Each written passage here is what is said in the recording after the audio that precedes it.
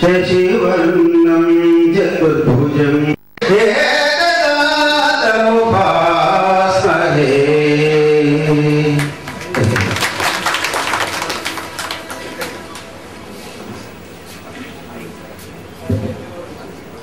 అధ్యక్షుడు వరంగల్ జిల్లా అధ్యక్షుడు శేఖర్రావు గారు. సభకు నమస్కారం. వేదికపైన ఉన్న పెద్దలకు, సభలో ఆసీనులైన కళాకారులు, కళాభిమానులు, కళా పోషకులు అందరికీ ఐక్యవేదిక పక్షాన తొలుతగా నమస్కారం, స్వాగతం. గత 4 సంవత్సరాల నుంచి మమ్మల్ని ప్రోత్సహించిన రీతిలో ఈ సంవత్సరం కూడా ఈ నాటక నిర్వహణకు నడుము కట్టేందుకు ప్రోత్సహించిన బలాన్యులైన మా దాతలందరికీ మరొక్కసారి నమస్కారాన్ని అర్పిస్తూ, ఈనాడు ఈ సభలో ఆసీనులైన ప్రేక్షకులను చూస్తుంటే 4 రోజుల ముందే సంక్రాంతి పండుగ వచ్చిందా అనిపిస్తుంది. గత 3 ఏళ్లుగా కాస్త తగ్గుముఖంగా ఉన్న ప్రేక్షకుల సంఖ్య ఈసారి చాలా బాగుంది.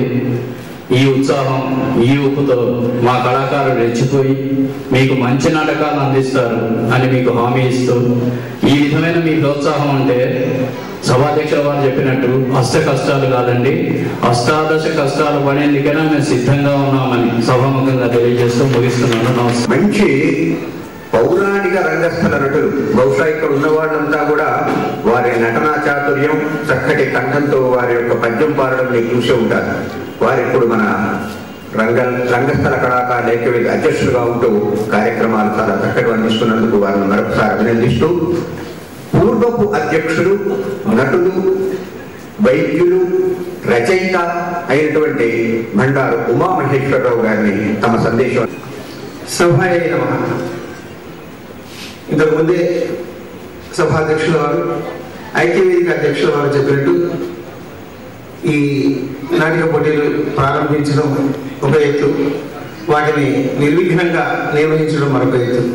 ఎందుకంటే ఒకసారి భుజాల మీద వేసుకున్న తర్వాత ఆ బరువు మోస్తూ ఎక్కే గడప దిగే గడపగా ఈ కార్యక్రమాలు నిర్వహించవలసి వస్తుంది. సినిమా వాళ్ళ జీవితంలో ఒక పెద్ద వినోద కార్యక్రమం అయిపోయింది. కానీ దాంట్లో 2.5 గంటల సినిమాలో ఒక 2.5 గంటలు హింస, పిటిపిడిన శృంగారం చూపించి ఆఖరి 15 నిమిషాలు నాయకుడు విలన్ కొట్టినట్టు ఒక సందేశాన్ని చూపించి వదిలేస్తారు. అందువల్ల ప్రేక్షకులు ఏం గ్రహిస్తున్నారో మనకు తెలియట్లేదు, ముఖ్యంగా యువత.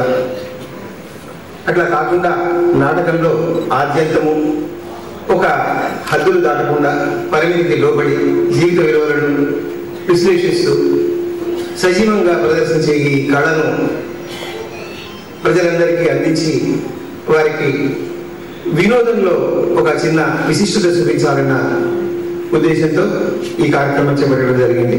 స్పందించవలసి ఉంది.